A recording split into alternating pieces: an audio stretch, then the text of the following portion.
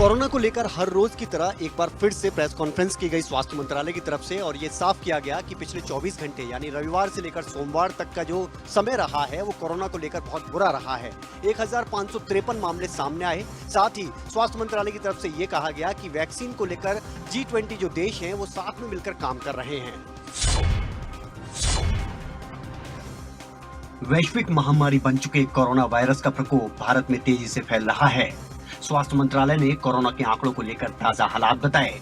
आइए पहले नजर डालते हैं इस प्रेस कॉन्फ्रेंस की 10 बड़ी बातों पर। कोरोना केस में अब तक का सबसे बड़ा इजाफा हुआ है। 24 घंटे में 1553 नए केस सामने आए और 36 लोगों की मौत हुई। लॉकडाउन को लेकर राज्य सरकारें अपने अपने इलाकों में जरूरत के हिसाब से निर्णय ले सकेंगी।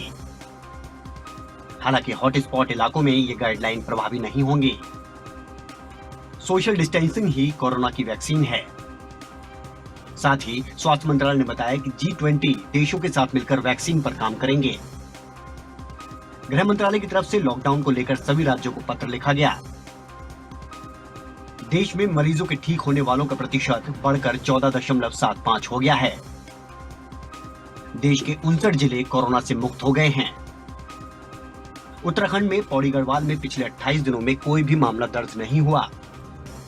भारत में कोरोना से संक्रमित लोगों की कुल संख्या 17,200 के पार पहुंच चुकी है।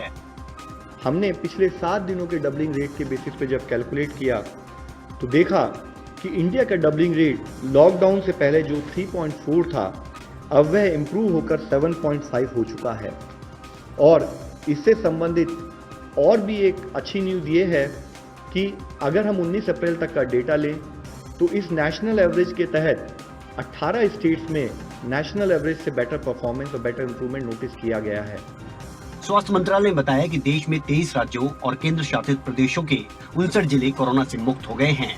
इन जिलों में पिछले 14 दिनों से कोरोना का कोई केस सामने नहीं आया है। इस बीमारी की कोई अभी तक वैक्सीन नहीं है।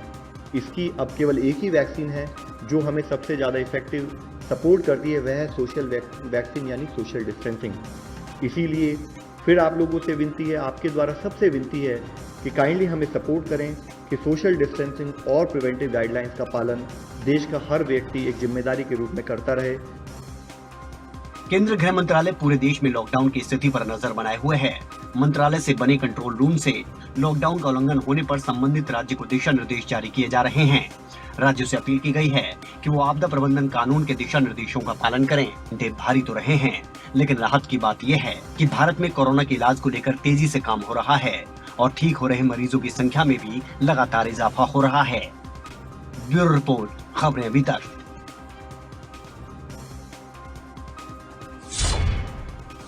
साथ ही प्रेस कॉन्फ्रेंस में ये भी बताया गया कि जो लॉकडाउन को लेकर केरल से खबर सामने आई थी उसके बाद एक बार फिर से सभी राज्यों को पत्र लिखा गया है और ये कहा गया है कि जो गाइडलाइंस हैं उनके अनुसार ही ढील दी जाए, अदरवाइज उसके खिलाफ कार्रवाई की जाएगी। और साथ ही ये बात भी कही है कि जिन हॉटस्पॉट इलाकों की हम बात कर रहे हैं वहां पर किसी भी तरह की कोई रियायत ना दी जाए।